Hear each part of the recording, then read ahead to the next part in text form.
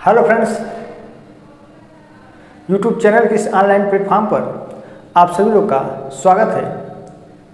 Video के आज के सेशन में हम लोग भारतीय जनजातियों के बारे में पढ़ेंगे।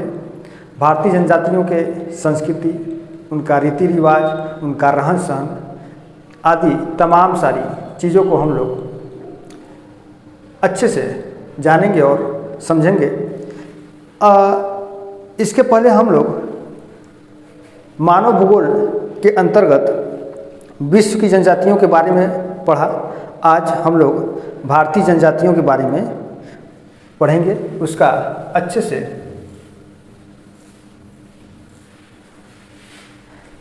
एक नोट्स भी आप लोग तैयार कर लीजिएगा, ठीक है। चूँकि मैं एक नोट्स बनाने के अकॉर्डिंग ही पढ़ाता हूँ, तो आइए अब हम लोग देखते हैं। बड़ी दिनों के बाद हम फिर से चैनल पर आए हैं, क्योंकि थोड़ा सा कुछ ज़रूरी काम था जिसकी वजह से मैं आप लोग का क्लास नहीं ले पाया।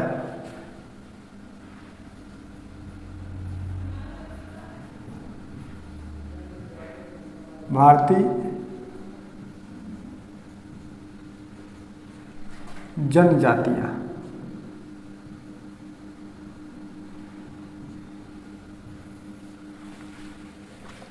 यदि बात की जाए जब से मानव का उद्भव और विकास हुआ है, तब से मानव अपनी विवेक, बुद्धि और प्रौद्योगिकी का प्रयोग करके वह प्राकृतिक मानव से धीरे धीरे वह भौतिक और आधुनिक मानव में परिवर्तित हो गया। लेकिन कुछ मानव आज भी ये प्राकृतिक रूप से जुड़े हुए हैं और दूर दराज क्षेत्रों में अपना निवास स्थान बनाए हुए हैं। कुछ लोग घने जंगलों में हैं, जहाँ तक सभ्य मानव नहीं पहुँच सकते हैं। कुछ लोग ऊंचे ऊंचे पहाड़ों पर, पर्वतों पर, कुछ लोग घाटियों में अपना निवास स्थान बनाए हुए हैं। तो जो लोग आधुनिक मानवीय सभ्यताओं से दूर प्राचीन मानवीय सभ्यताओं में जीवित हैं, प्राकृतिक रूप से ये रह रहे हैं, ऐसी समूहों को ही जनजातियों का नाम दिया जाता है। ये लोग प्रकृति के संरक्षक होते हैं, प्रकृति में किसी भी प्रकार की कोई भी इंटरफेयर नहीं करते हैं, तो उन्हीं को हम लोग जनजाति के रूप में जानते हैं। यदि बात की जाए 2011 की जनगणना के अनुसार, यदि सेंसस 2011 की बात की जाए, 2011 की यदि बात की जाए तो देखा जाए तो जो भारत देश है, तो भारत देश में कुल 550 से भी अधिक आदिवासी या जनजाति निवास करते हैं। तो 550 आदिवासी जनजाति, यानी कि ये जो 550 है ये संख्या नहीं है, बल्कि ये जो 550 है यह जनजातियों की एक समूह है। 550 ये इतनी जनजाति समूह निवास करती है। यदि 15वीं जनगणना 2011 के अंतिम रिपोर्ट के अनुसार देखा जाए तो भारत में अनुसूचित जनजातियों की जो संख्या है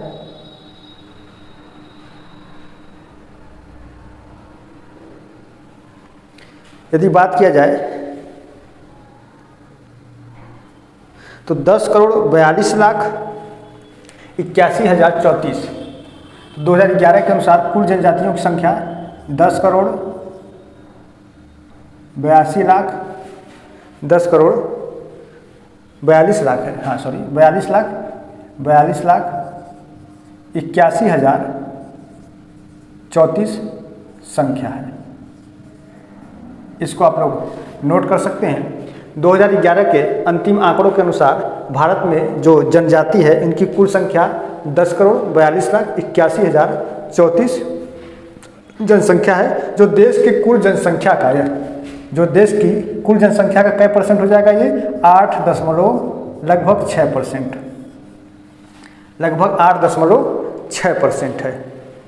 यदि बात किया जाए तो 2011 के अंतिम आंकड़ों के अनुसार 1,21 करोड़ जनसंख्या रही है भारत की। तो इसका इतना आपका 8.6% होगा। अब इसके बारे में मैं डिटेल से आप लोग को यहाँ बोर्ड पर मैं लिख दूंगा, आप लोग उसका नोट्स अपना तैयार कर लीजिएगा। अब भारत में कुल 550 जनजाति समूह है और पूरे भारत में यदि बात की जाए तो मध्य प्रदेश एक ऐसा राज्य है जहाँ पर सर्वाधिक जनजाति निवास करती है। यदि मध्य प्रदेश की बात की जाए तो 1,53,16,784 जनजातियाँ हैं। 1,53,16,784 1,53,16,783 ये मध्य प्रदेश में इतनी जनजाति है, जो मध्य प्रदेश राज्य की कुल संख्या का 21.1% है। तो अब दो फैक्ट देखने को मिला कि 2011 की अंतिम आंकड़ों के अनुसार भारत की कुल जनजाति जनसंख्या 10,42,81,034 जनसंख्या रही है, जो भारत की 1.21 अरब जनसंख्या का 8.6% है।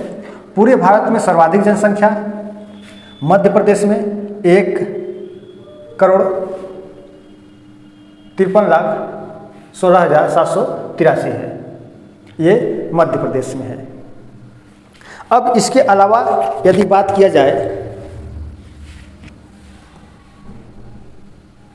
तो हम लोग देखेंगे कि कुछ ऐसे राज्य हैं जहाँ पर जनजातियों की प्रतिशतता बहुत अधिक है ना। जैसे इनमें यदि आप लक्षद्वीप और मिजोरम का डाटा ले लें तो लक्षद्वीप में और मिजोरम में, लक्षद्वीप और मिजोरम ये दो ऐसे राज्य हैं। ये आपका देखिए केंद्र शासित प्रदेश है और ये आपका राज्य है।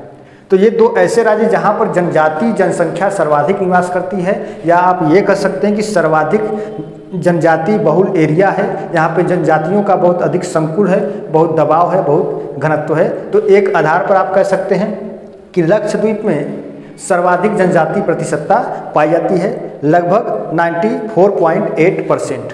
कितना? 94.8% यहाँ पे जनजातियाँ हैं और लक्षद्वीप में भी 94.4% है। तो देख रहे हैं कि लक्षद्वीप और मिजोरम में मात्र 0.4 का अंतर है। तो 94.8% लक्षद्वीप में जनजाति पाई जाती है और मिजोरम में 94.4% जनजाति पाई जाती है। यदि बात किया जाए तो ये दोनों देखा जाए, ये जो राज्य हैं तो ये दोनों राज्य साक्षरता में भी बहुत आगे हैं। साक्षरता की दृष्टि से भी ये दोनों राज्य बहुत आगे हैं और सर्वाधिक जो साक्षरता वाला राज्य है वो तो केरल है। ये सभी लोग जानते हैं कि केरल सर्वाधिक साक्षर राज्य है। इसे संपूर्ण साक्षर राज्य घोषित भी किया जा चुका है। तो केरल सर्वाधिक साक्षर राज्य है। उसके बाद आपका मिजोरम और लक्षद्वीप का भी स्थान आता है, लेकिन मिजोरम और लक्षद्वीप में सर्वाधिक जनजाति प्रतिशतता पाई जाती है। अब इसके अलावा यदि बात की जाए तो कुछ ऐसे राज्य हैं जहां पर कोई भी जनजाति नहीं पाई जाती, जैसे पंजाब, हरियाणा, चंडीगढ़, पुदुचेरी और दिल्ली। तो ये 5 ऐसे राज्य हैं जहां पर किसी भी प्रकार की कोई भी जनजाति संख्या नहीं पाई जाती है। बाकी भारत के सभी राज्यों में कुछ न कुछ जनजातियां पाई जाती हैं। उन राज्यों में सर्वाधिक जनजाति मध्य प्रदेश में है। उसके बाद आपका मध्य प्रदेश के बाद दूसरे स्थान पर महाराष्ट्र है, तीसरे स्थान पर राजस्थान है, चौथे पे गुजरात है और 5वें पे झारखंड है।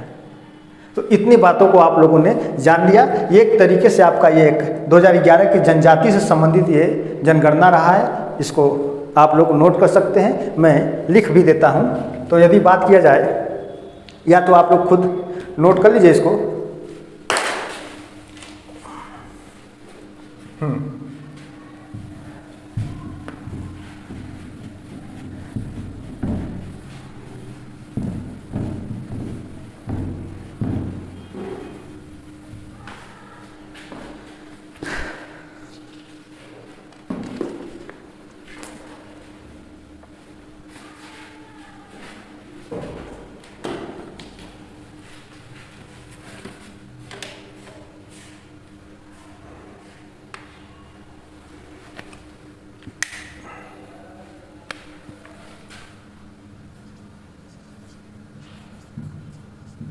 पंद्रहवीं जनगणना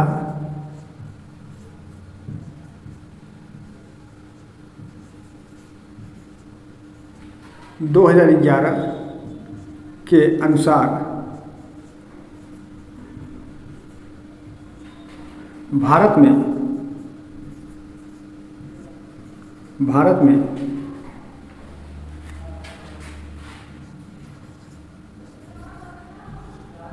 कुल जनजाति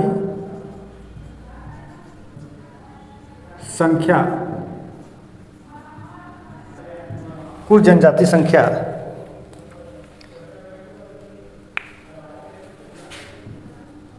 10,42,81,034 है। इसके अलावा जो भारत की कुल जनसंख्या का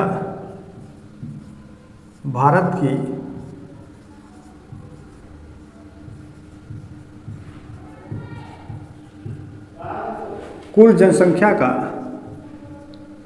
8.6% है।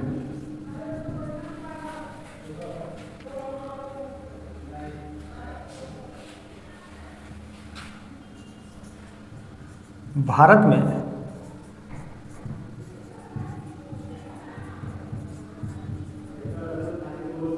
जनजातियों की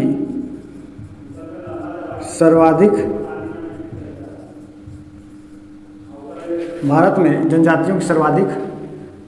संख्या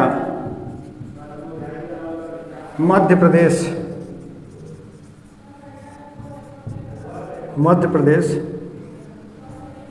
कितनी जनसंख्या है? लगभग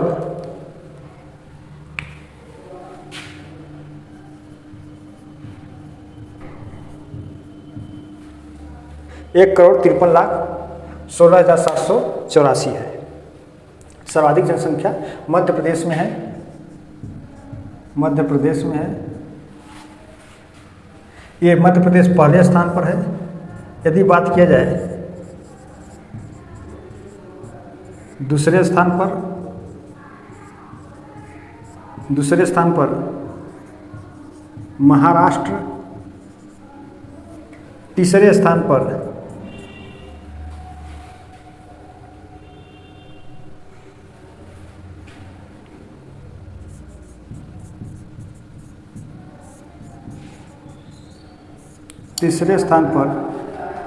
राजस्थान,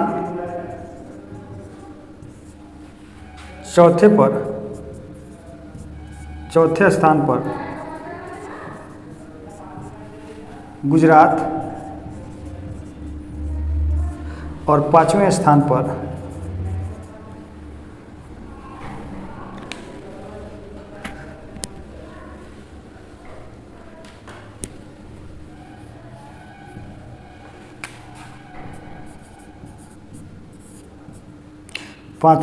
पर झारखंड।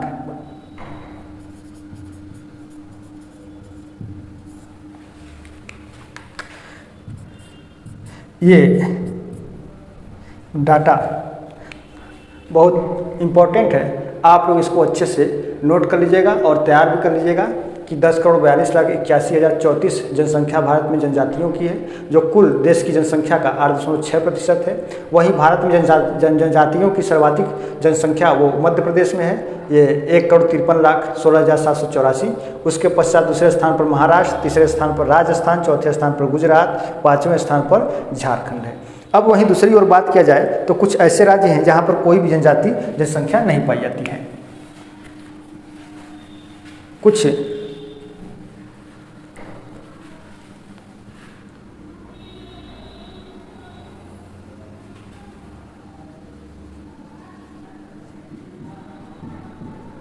कुछ ऐसे भी राज्य हैं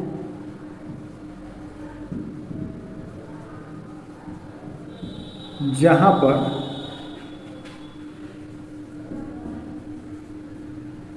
कोई भी जनजाति जनसंख्या नहीं पाई जाती।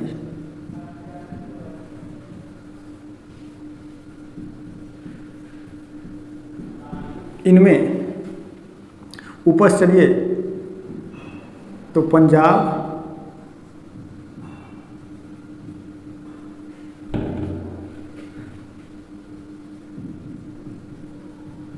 हरियाणा, चंडीगढ़,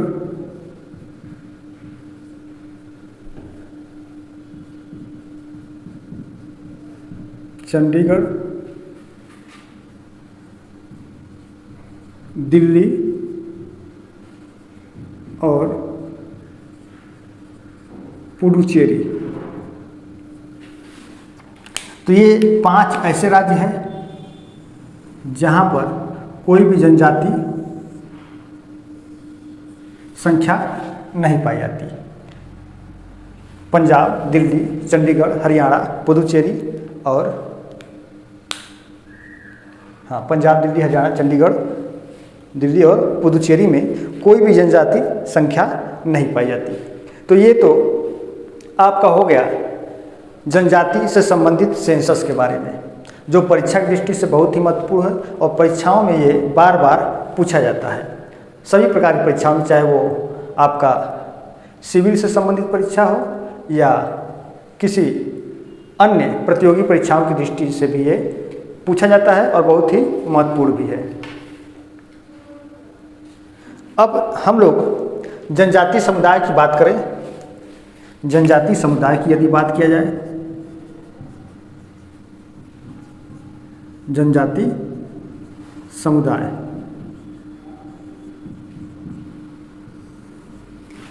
यदि 2011 के आंकड़ों की बात की जाए तो भारत में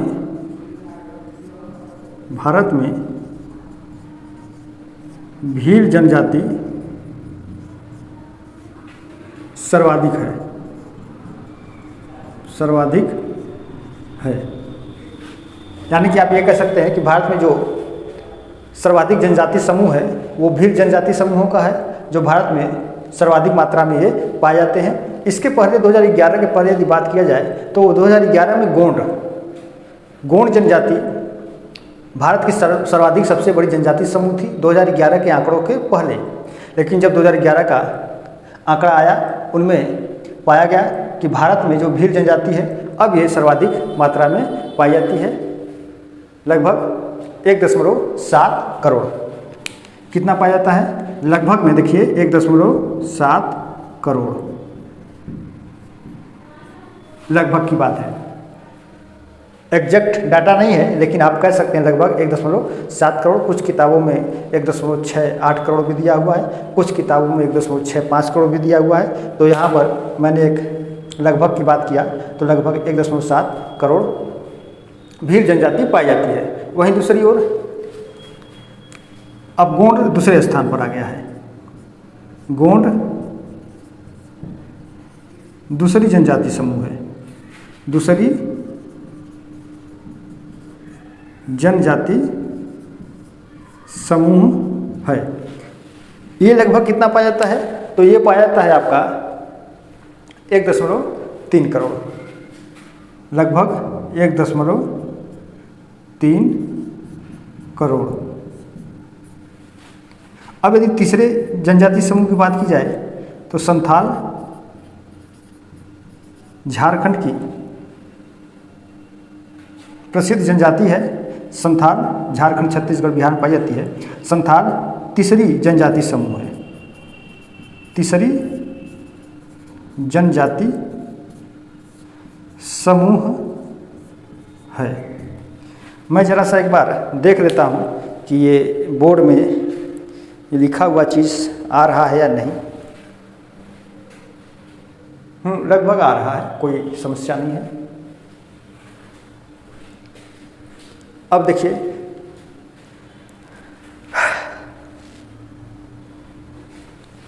यदि हम लोग एक नज़र देखें कि भारत में जो जनजातियां हैं उनका निवास स्थान कहाँ कहाँ है और वे कहाँ कहाँ पाए जाते हैं, किस प्रजाति से वे संबंधित हैं, तो इसको एक मैप के माध्यम से आसानी तरीके से समझाया जा सकता है और बहुत आसानी से वो समझ में भी आ जाएगा। एक छोटा सा मैं मैप ड्रा करूँगा, थोड़ा सा वक्त लगेगा लेकिन कोई नहीं, देखता हूँ।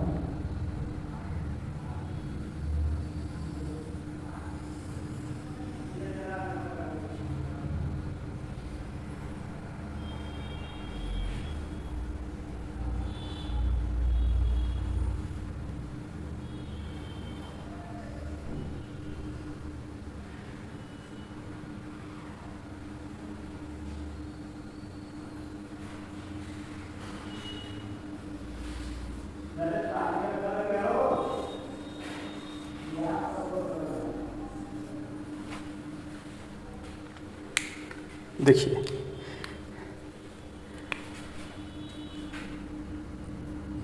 आप यदि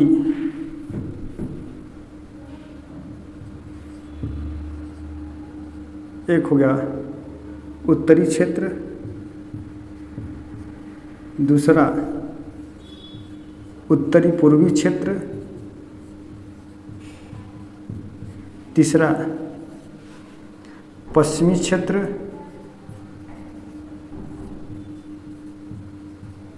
और चौथा दक्षिणी क्षेत्र।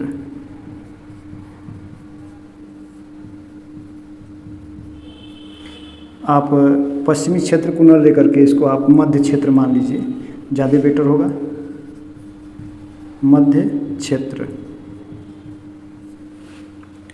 तो उत्तरी क्षेत्र के अंतर्गत ये आपका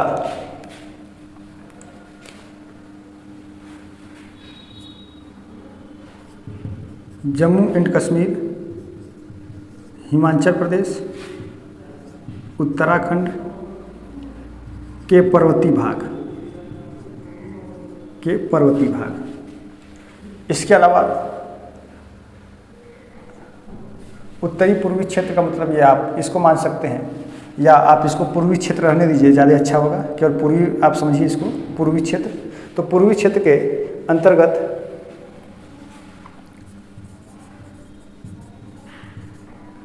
पूर्वोत्तर राज्यों की बात की जाएगी, जिसमें 7 राज्य हैं। इन 7 राज्य को 7 सिस्टर के नाम से भी जाना जाता है। अब उसके बाद तीसरा है मध्य क्षेत्र। तो मध्य क्षेत्र के अंतर्गत पठारी और पहाड़ी भाग आएंगे, पठारी और प्लस पहाड़ी भाग, जिसमें गुजरात, मध्य प्रदेश, राजस्थान, छत्तीसगढ़, झारखंड, उड़ीसा आदि राज्य आएंगे। अब दक्षिणी राज्य की यदि बात की जाए तो दक्षिणी राज्य के अंतर्गत तमिलनाडु है, केरल है, कर्नाटक के पहाड़ी भाग है ना, तमिलनाडु, केरल और कर्नाटक के पहाड़ी भाग। अब देखिए इसके अंतर्गत कौन कौन से आ सकते हैं।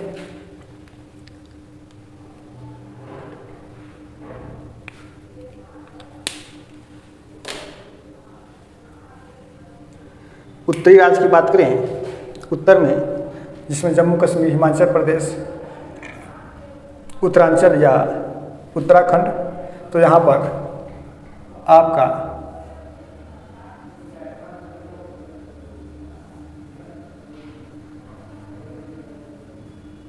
गुज्जर, बकरवाल, गुज्जर है, बकरवाल है, गद्दी है, गद्दी, ये मुख्य रूप से पाए जाएंगे जम्मू कश्मीर, हिमाचल प्रदेश और उत्तराखंड के पर्वतीय क्षेत्रों में। इसके अलावा अब हम लोग उत्तराखंड में जैसे थारू, बुक्सा, थारू है, बुक्सा है, भोटिया है, ठीक है ना। आपका एक भोटिया भी है, यहाँ पर मैं लिख दे रहा हूँ भोटिया, ये भोटिया, बुक्सा। अब पूर्वी राज्यों के अंतर्गत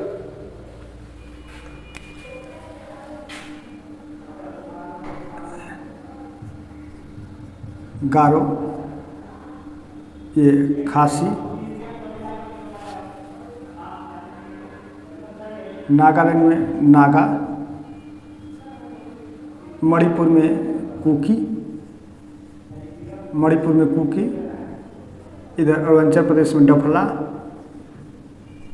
जो डफला हिल के आसपास है, तो डफला, कुकी, नागा, बोडो भी है, बोडो, इसको आप बोडो समझिए, ठीक है। तो डफला, कुकी, नागा, बोडो, खासी, गारो। तो गारो और खासी ये मेघालय की पहाड़ी का नाम भी है और इसी पहाड़ी पर निवास करने वाली जनजाति को गारो और खासी के नाम से भी जाना जाता है। मणिपुर की एक जनजाति जो कुकी जनजाति है, अभी 1-1.5 साल पहले मणिपुर जो कहा गया कि 6 महीने से मणिपुर जल रहा है, तो उसमें कुकी जनजातियों और वहाँ की बहुल्य जातियों को लेकर के विवाद था, उनमें आंदोलन हुआ था, जिसकी वजह से मणिपुर में बहुत बड़ा आंदोलन चला। 6 महीने तक कर्फ्यू ही लगा हुआ था। और फिर अरुणाचल प्रदेश की डफला हिल में निवास करने वाली जनजातियों को डफला, और नागालैंड में जो जनजाति पाई गई उसे नागा कहा गया। अब मध्य भारत की बात की जाए तो जिसमें राजस्थान में मुख्य रूप से मीणा जनजाति, इसके अलावा मीणा के अलावा गरसिया और कालबेलिया, ठीक है। गरसिया, गरसिया, कालबेलिया, कालबेलिया,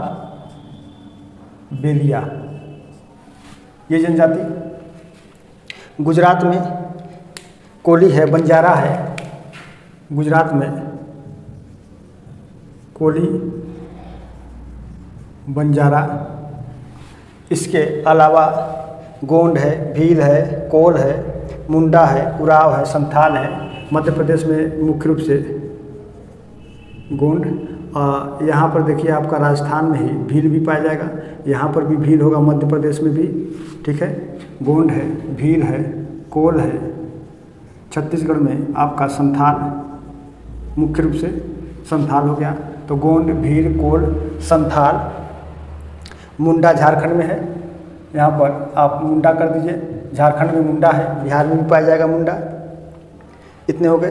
अब दक्षिण भारत की बात की जाए तो दक्षिण भारत में मुख्य रूप से आपका टोडा है, कादर है, चेंचू है। टोडा, टोडा, कादर, चेंचू। इसके अलावा अंडमान निकोबार में पाई जाने वाली जनजातियाँ, इसको अंडमान निकोबार समझ लीजिए, थोड़ा सा यहाँ पर जगह नहीं था, तो यहाँ पर मुख्य रूप से जारवा, जारवा जनजाति अंडमान में पाई जाने वाली, जारवा, सोमपेन, ओंज।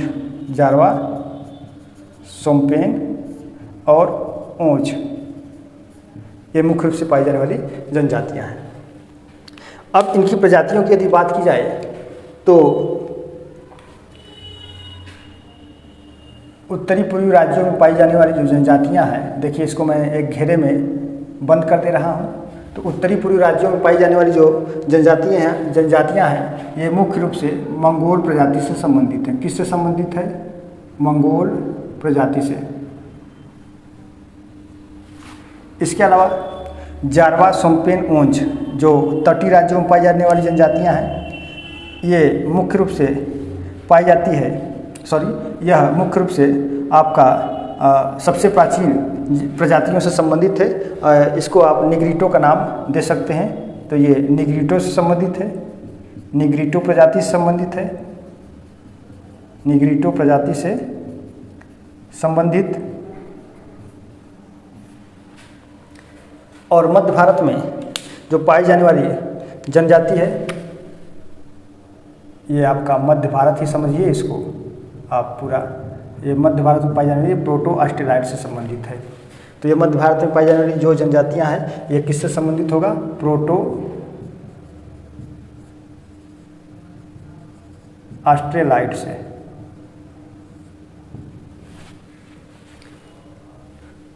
आप केवल इस फिगर के माध्यम से, जो विगनर है, अभी बिल्कुल कमज़ोर हैं, जनजातियों के बारे में नहीं पढ़े हैं, नहीं समझे हैं, तो वे लोग भारत के मैप के आधार पर समझ सकते हैं, लेकिन उनके लिए सबसे पहले ये कार्य करना होगा कि वे लोग भारत के मैप में सभी राज्यों का लोकेशन समझ लें कि कौन सा राज्य कहाँ पर है और किस राज्य से कौन सा राज्य लगा हुआ है और किस राज्य से कौन सा अंतर्राष्ट्रीय सीमा लगा हुआ है। इसके बारे में वो लोग जान लें तो ये बहुत आसान हो जाएगा।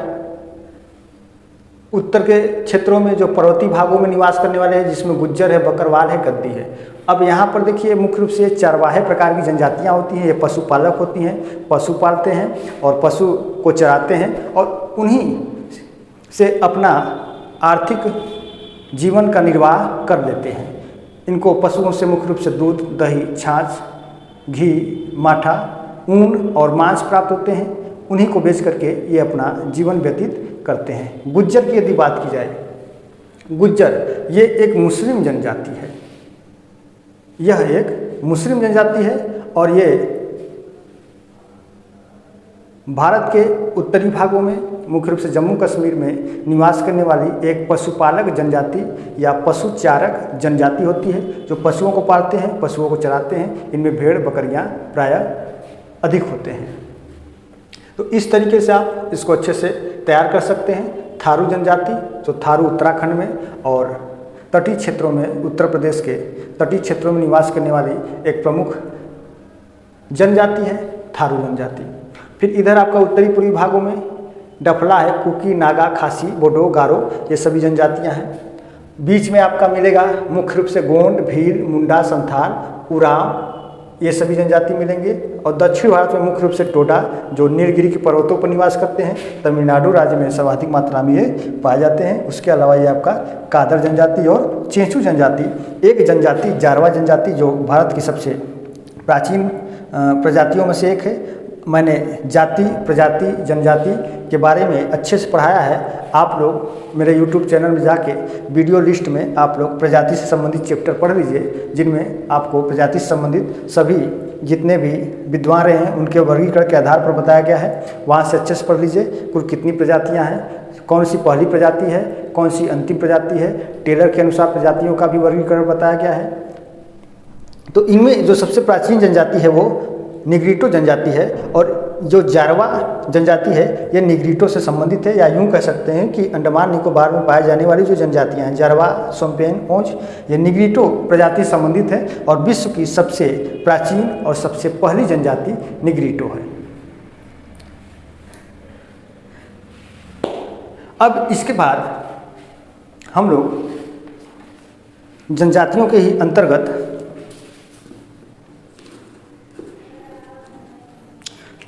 अब इन जनजातियों का रहन सहन, इनकी संस्कृति, इनकी सभ्यता, इनका धार्मिक जीवन, इनका आर्थिक जीवन, इन सभी के बारे में एक डिटेल तरीके से पढ़ेंगे।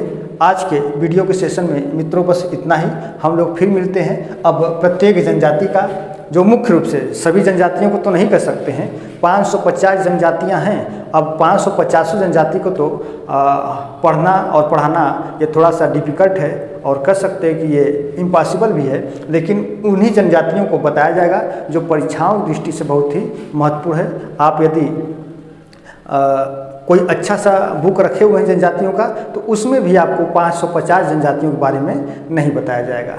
बस वही जनजाति होंगी जो बार बार परीक्षाओं की दृष्टि से महत्वपूर्ण है और बार बार परीक्षाओं में पूछे जाते हैं। यदि आप कभी इंटरनेट या गूगल का प्रयोग करिए, उसमें भी देखिए तो 550 से अधिक जनजातियां हैं। तो सभी को याद करना, सभी को पढ़ना संभव नहीं है। इसलिए हम लोग उन्हीं जनजातियों को पढ़ेंगे जो परीक्षाओं की दृष्टि से बहुत ही महत्वपूर्ण है और बार बार परीक्षाओं में पूछे जाते हैं। तो अब हम लोग नेक्स्ट क्लास में हम लोग जनजातियों से संबंधित उनके रहन सहन, उनके रीति रिवाज, उनकी संस्कृति, उनके धार्मिक जीवन, उनके आर्थिक जीवन के बारे में डिटेल से पढ़ेंगे। आज की क्लास मित्रों बस इतना ही। और जो लोग देखिए चैनल पर पहली बार आए हैं वे लोग चैनल को जरूर सब्सक्राइब कर दें। वीडियो अच्छी लगे तो वीडियो को लाइक करें, शेयर करें।